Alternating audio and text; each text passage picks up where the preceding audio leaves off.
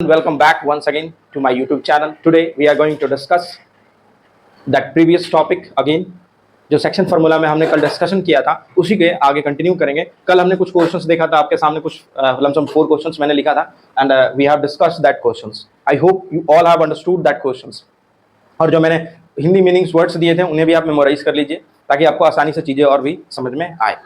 अब दूसरा चीज़ रहा कि कुछ क्वेश्चंस यहाँ लिखे हुए हैं आपके सामने ये, लेकिन पहले आज हम लोग क्वेश्चन ना थोड़ा सीधा पढ़ते हैं, आज उल्टा चलेंगे, यानी काउंटिंग आज उल्टी चलेगी। पहले 8 डिस्कस करेंगे, फिर 7, फिर 6, फिर आएंगे 5 के ऊपर, और फिर एक एनसीईआरटी का क्वेश्चन है आपका 7.2 का क्वेश्चन नंबर 3 आई गेस, तो वो हम लोग डिस्कस करेंगे। ठीक है, उसमें क्या चीजें हैं। तो फिर फटाफट लेट नहीं करते, अपना स्टार्ट करते हैं टॉपिक को।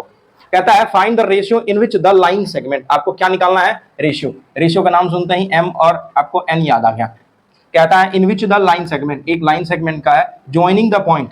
एक लाइन सेगमेंट है जब दोनों पॉइंट क्या कर रहे हैं, एक दूसरे को ज्वाइन कर रहे हैं। सबसे पहले डायग्राम बनाया आपने, ए और बी, कोऑर्डिनेट इनके मेंशन करती है।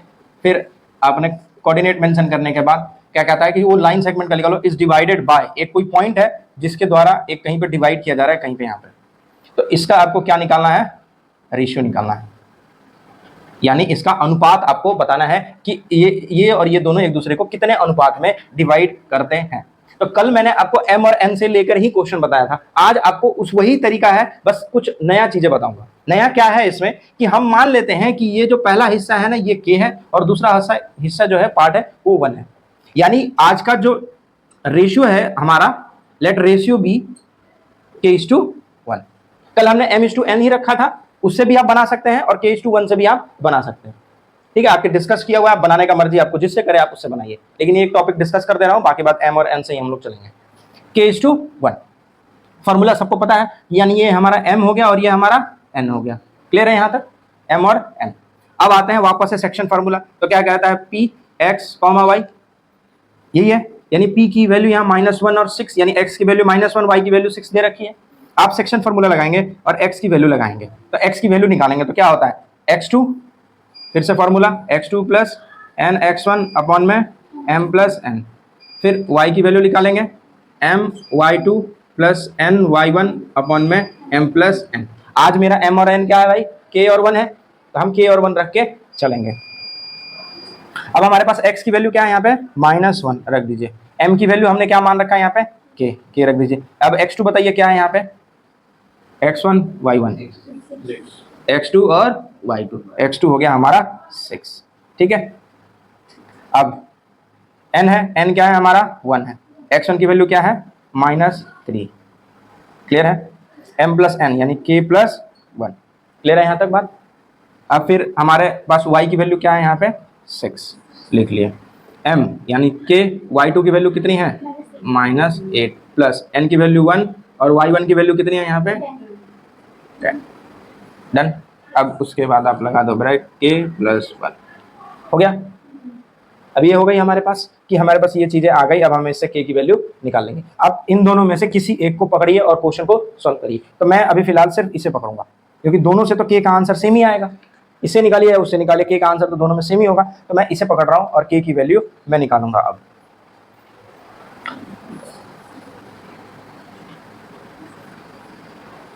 अब जरा ध्यान से देखो, ये है आपका, ये क्या हो जाएगा यहाँ पे,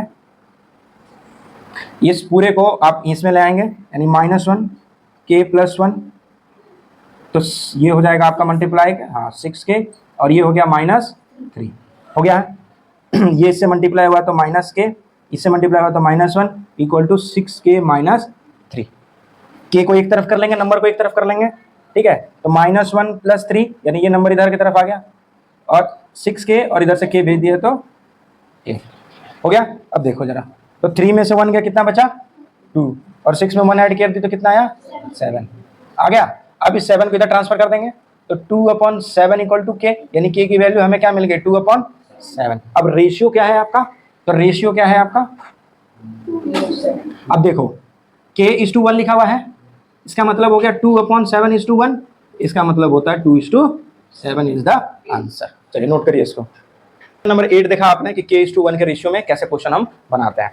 सेम उसी तरीके से अब अगला क्वेश्चन है आपका क्वेश्चन नंबर 7। कहता है फाइंड द कोऑर्डिनेट। आपको कोऑर्डिनेट निकालना है इस बार ऑफ अ पॉइंट ए का कोऑर्डिनेट आपको निकालना है। तो फिर उसके बाद बोलता है where A B is the diameter of a circle. आपको क्वेश्चन में कह दिया कि ए बी जो है ना एक डायमीटर है एक सर्कल का। तो एक सर्कल ये हो गया, इसका ए यहाँ है और इसका बी यहाँ है, ए बी एक डायमीटर है। कहता है पॉइंट ए निकालो आपको of a circle whose centre is.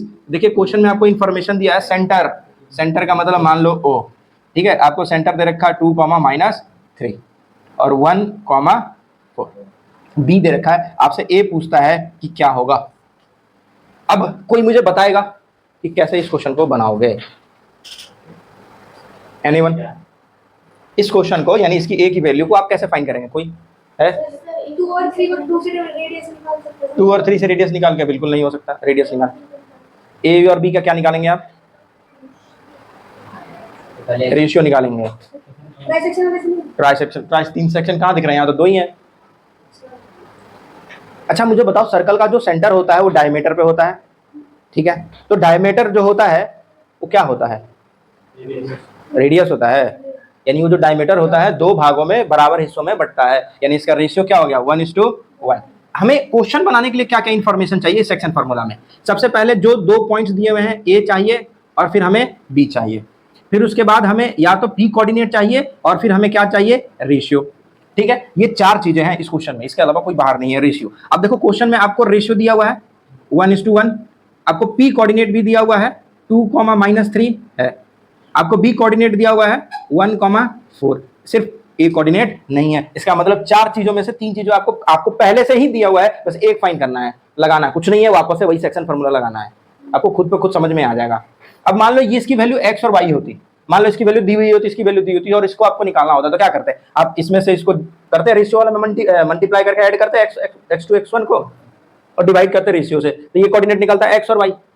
आपको अभी भी यहाँ यही करना है, बस x और y के जगह पे, यानी कि जो आप p कोऑर्डिनेट लिखते हैं इधर, उसके जगह पे 2 और -3, यानी जो पिछले क्वेश्चन में जस्ट अभी मैंने यहाँ लिखा था कि x की वैल्यू 2 है, y की वैल्यू दिस है, वही सेम यहाँ पे भी काम करना है। चलिए भाई क्वेश्चन नंबर 7। तो क्या करेंगे, हमें यहाँ सब चीजें दे रखी हैं तो हम लगाएंगे सेक्शन फार्मूला। भाई लगा दो सेक्शन फार्मूला। तो आपका पॉइंट वहां ओ मैंने लिख रखा है, तो ओ का क्या हो जाएगा? एक्स और वाई, ठीक है। तो एक्स और वाई आपको वहां पे दिया हुआ है ना, 2,-3 होगा। यहां तक बात क्लियर है? अब आपको पता है कि जब इसकी हमें वैल्यू यानी ओ का हमें निकालना होगा तो ये क्या होगा? mx2 + nx1 अपॉन में m+n, ठीक है। और फिर y का निकालना होगा तो my2 + ny1 अपॉन में m+n। अब मुझे बताओ m और n की वैल्यू कितनी है यहाँ पे? m और n कितना है? m:n, क्या है? 1:1। क्यों है 1:1? क्योंकि डायमीटर और डायमीटर का जो सेंटर होता है तो रेडियस तो दोनों बराबर होती है ना, यानी रेशियो तो इक्वल होगा, ठीक है, 1:1। चलिए अब यहाँ से मैं निकाल लेता हूँ। तो देखिए यहाँ पे आपको क्वेश्चन कहाँ है? ये रहा। तो आप यहाँ पे इसको आप क्या कर लो? x2 कर लो, इसको y2 कर लो, ठीक है, और इसको x1 कर लो, इसके xy की जगह पे x1 और इसको y1 कर लिया, और ये हो गया हमारा x और y। क्लियर है? अब ज़्यादा आसानी से समझ में आ जाएगा, x1 y1 और x2 y2। अब चलो, ओ m 1 है, x2 कितना है वहाँ पे भाई? 1 है, प्लस n कितना है? 1 है, x1 कितना है यहाँ पे? नहीं पता है, तो x1 ही रह गया वो हमारा, अपॉन में 1+1। क्लियर है? कॉमा m की वैल्यू है 1 और y2 की वैल्यू कितनी है वहाँ पे? 4 + 1, और y1 की वैल्यू नहीं पता है हमें, फिर 1+1 हो गया। यानी ये मल्टीप्लाई होकर के बन गया 1 + x1 अपॉन में 2, और ये फिर हो गया 4 + y1 अपॉन में 2 हो गया।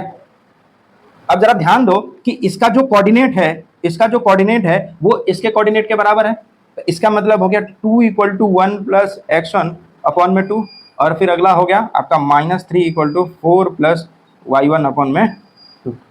रख दिया हमने, 2 × 2 = 4, 1 + x1 हो गया, इधर आ गया ये, तो 3 = x1, ठीक है, और ये हो गया -6 = 4 + y1, ये इधर भेज दिया तो -10 = y1। देखिए x1 और y1 हमें चाहिए था, x1 और y1 यानी ए कोऑर्डिनेट का आंसर कितना आ गया? 3 - 10, ये है आंसर। चलिए नोट करिए इसको। तो इस क्वेश्चन को करने के लिए बस यही 4 चीजों में से आपको चाहिए था, 4 में से 3 चाहिए थी, 3 दे रखी है आपको। पुराना देखो सारा स्टेप वही है, पहला वही तरीका के, दूसरा भी वही है, तीसरा भी वही है, चौथा पे आकर मैंने इसकी पॉइंट डाल दी, क्योंकि यहाँ पे पॉइंट दे रखा था, हमने डाल दिया, और फिर लास्ट में जाकर कैलकुलेट कर दिया। ये कुछ नहीं है भैया, इसकी जो वैल्यू है यानी ओ, देखो यहाँ क्वेश्चन में दे रखा 2, यानी ये तो हमारा एक्स और वाई है ना, है तो ये भी तो एक्स और ये वाई है, यहाँ एक्स की वैल्यू यहाँ वाई की वैल्यू, इसका मतलब है ये एक्स का मतलब 2, यानी ये 2 के बराबर है, और ये 3 मतलब ये 3 के बराबर है। हाँ बताइए। अब हमने क्वेश्चन नंबर 8 और 7 देखा, सभी के बीच में रिलेशन एस्टेब्लिश होता चला जा रहा है। अब नेक्स्ट क्वेश्चन है, find the ratio in which line segments joining A and B is divided by x-axis, also the coordinates of the position of division। तो क्वेश्चन को फिर से बारीकी से पढ़ते हैं। कहता है फाइंड द रेशियो, यानी m/n आपसे क्वेश्चन में पूछ रहा है। In which line segment joining, question number 6 आपका लाइन सेगमेंट ज्वाइन हो रहा है, कोई ए और बी कोऑर्डिनेट है, ए की वैल्यू है 1, -5, बी की वैल्यू है -4, 5 होने के बाद आपको यहाँ पे कोई पॉइंट है P, इनकी रेशियो है m/n जो हमें फाइंड करना है। डिवाइडेड बाय दी, शब्द देखना x एक्सिस, या इसी के जगह पर एक शब्द लिखा हुआ मिलेगा y एक्सिस। अब बेटा बताओ, जो पहली क्लास में मैंने बताया था कि अगर आपको x एक्सिस लिख करके आएगा और y एक्सिस लिख करके आएगा तो आप कोऑर्डिनेट क्या बताएंगे, x का x और y का 0, और y के लिए x 0 और y रहेगा। पहली क्लास की ये चीज थी, अगर वीडियो नहीं देखा है देखो जाकर, समझो, नहीं पता है तो ये चीज आपकी होगी। अब बोला है यहाँ पे x एक्सिस, इसका मतलब है हमारा x और 0। बात क्लियर है हमें यहाँ तक। अब आगे देखते हैं इसमें क्या करना है। सेम वही कहानी, सेक्शन फार्मूला सबसे पहले अब हम लगाएंगे। लगाइए भैया सेक्शन फार्मूला, सबसे आसान और मक्खन वाला चैप्टर है ये। तो पी एक्स वाई सबको पता है कि पी एक्स वाई, अब इस एक्स वाई का मतलब है हमारे पास x, 0 वैल्यू दे रखी है।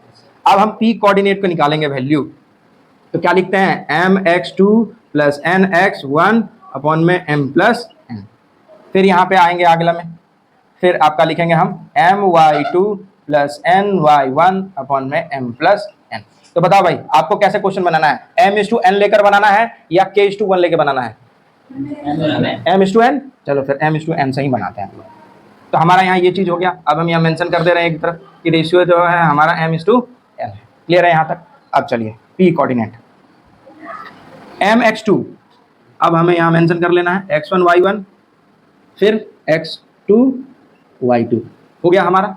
अब देखिए जरा m, तो m ही रहेगा, x2 की वैल्यू कितनी है -4 प्लस n की वैल्यू तो n ही है, x1 की वैल्यू कितनी है 1 अपॉन में m+n।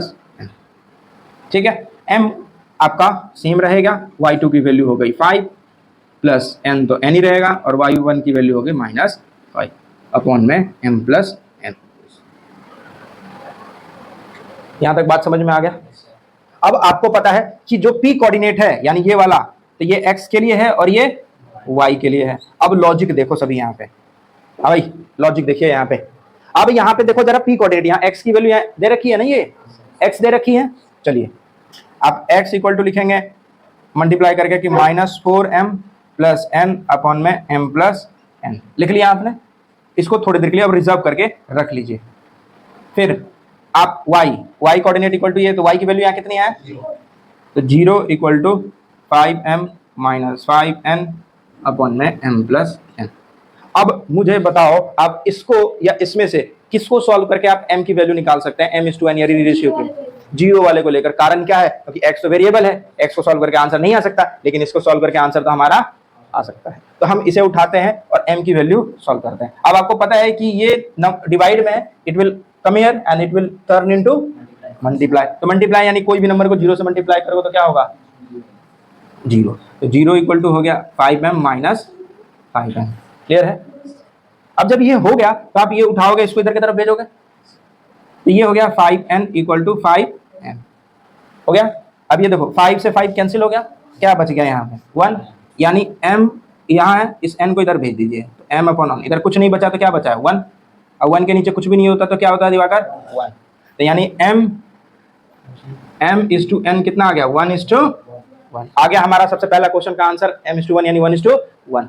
अब इसमें हम डाल करके इसे सॉल्व करेंगे, किसकी, m और n की वैल्यू। चलो भाई आप डालो, ठीक है। इसके बाद आप यहाँ से सॉल्व करेंगे। तो x यहीं रह गया हमारा, -4, m की वैल्यू हो गई 1 + 1 और फिर 1 + 1। आप -4 को 1 से गुना करोगे तो क्या आएगा, क्या आएगा, -4 और +1 और 1 + 1 2, 4 में से 1 जाएगा, क्या बचेगा 3, माइनस का 3/2। तो x की वैल्यू, अब देखो जरा, x की वैल्यू यहाँ पे आ गई -3/2। अब हमसे क्वेश्चन में पूछा है coordinate, also right the coordinate. तो कोऑर्डिनेट का मतलब हो गया px की कोऑर्डिनेट, तो px 0, तो इसका कोऑर्डिनेट क्या हो गया भैया, p, x की वैल्यू कितनी है -3/2 और y कोऑर्डिनेट क्या हो गया, तो ये है हमारा एग्जैक्ट और फाइनल आंसर। ठीक है, इसके बाद ये एक छोटा सा पॉइंट है जो आपके 0.5 मार्क्स के होते हैं, तो ये लिखना जरूरी है, नहीं लिखोगे तो नंबर काट लिए जाएंगे। आते हैं हम लोग अपने आखिरी क्वेश्चन के आज पे। ये क्वेश्चंस बड़ा ही इंटरेस्टिंग है और बड़ा ही मतलब ऐसा लगेगा कि क्या है ये सिरदर्द, ऐसा महसूस होगा, लेकिन बड़ा ही आसान सा क्वेश्चन है। कारण क्या है इसके पीछे, कहता है डिटरमाइन द रेशियो, आपको इसमें रेशियो डिटरमाइन करना है। तो सबसे पहले तो मान लीजिए लेट रेशियो बी k:1, इस बार मैं k:1 पर बनाऊं, ठीक है, मान लिया आपने। इन विच द लाइन, क्या बोलता है, जिसमें कोई एक लाइन है डिवाइड्स, ये लाइन क्या कर रहा है, डिवाइड कर रहा है किसको, एक लाइन सेगमेंट को। तो एक लाइन सेगमेंट आप बना लो, पहले मान लेते हैं नाम a और b, इसका कोऑर्डिनेट आपका 1, 3 और इसका कोऑर्डिनेट 2, 7। सबसे पहले x1 y1 कर लिया हमने, इधर कर लिया x2, y। एक कोई पॉइंट होगा यहाँ पे, इसका नाम कुछ रख लीजिए p, इसका कोऑर्डिनेट हमें नहीं पता है x, y। ये हो गया x, y और इसका हमने रेशियो अभी मान रखा है k:1। क्लियर है, यहाँ पे ये हमने कर लिया। अब हम लगाएंगे अपना सेक्शन फॉर्मूला, लगाइए भाई सेक्शन फॉर्मूला।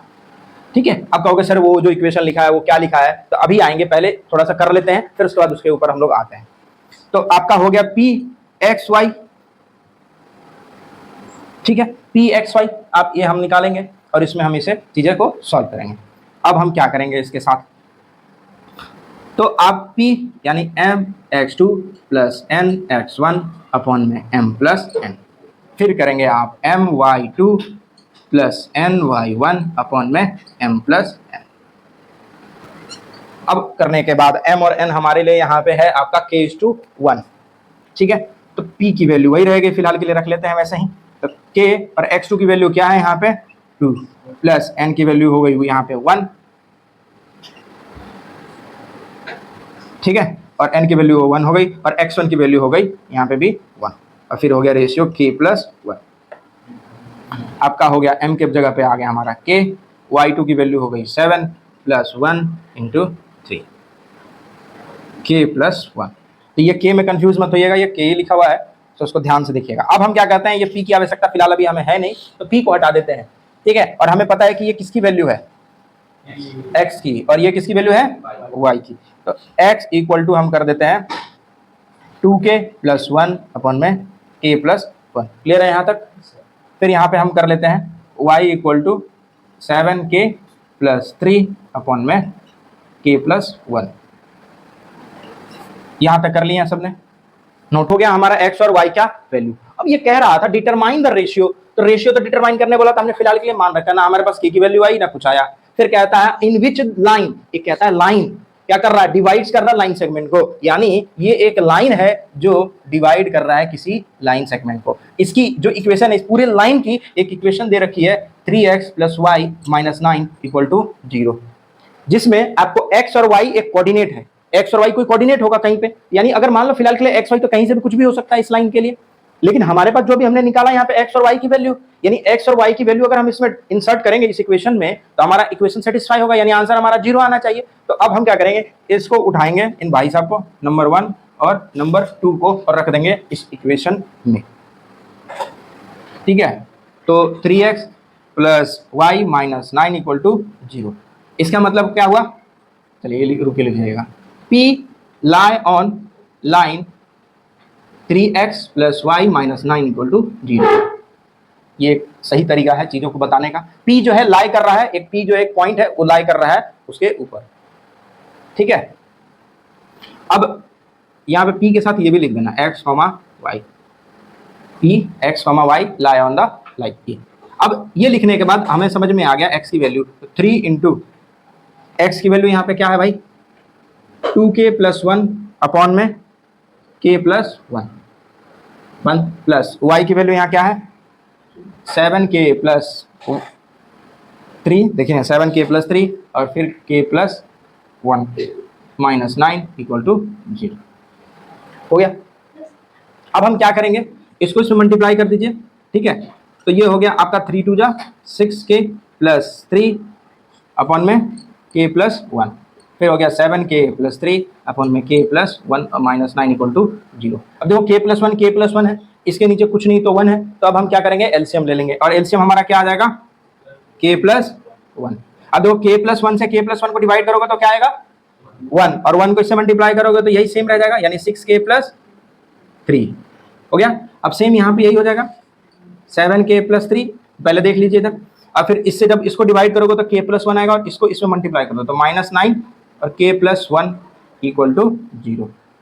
क्लियर है, ये k है, ठीक है। अब सॉल्व करते हैं इसको, तो 6k+3 + 7k+3 - 9k - 9 equal to, अब लॉजिक देखो यहाँ पे, ये k+1 डिवाइड में है, जब आप इसको ट्रांसफर करेंगे 0 की तरफ तो ये मल्टीप्लाई होकर के 0 से क्या बन जाएगा, बन गया 0। अब देखिए ये 6k है और ये 7k है और ये 9k है, तो इनको ऐड कर देंगे तो 7 3 13 हो गया, और 13 में से आपका 9 जाएगा, क्या बचेगा 4, ठीक है। 13 में से 9 गया तो 4, फिर 3 3 6 और 6, यानी 9 में से माइनस करेंगे तो क्या आएगा -3 इक्वल टू 0 आ गया। अब इस 3 को इधर भेज दीजिए, 4k इक्वल टू 3, यानी k की वैल्यू आ गई 3/4, और हमने अभी जस्ट देखा था k/1 equal to 3/4 equal to होता है 3/4, यानी हमारा रेशियो क्या है 3/4, यानी हमारा रेशियो हमें क्वेश्चन में बोला था सबसे पहला चीज हमारा, तो 3/4 हमने निकाल लिया। अब कहता है आपसे क्वेश्चन में कि इसमें आपको determine the ratio in which this lines and this points joins, तो ये हमारा आ गया 3/4। So thank you so much for watching this video, like share comment and subscribe.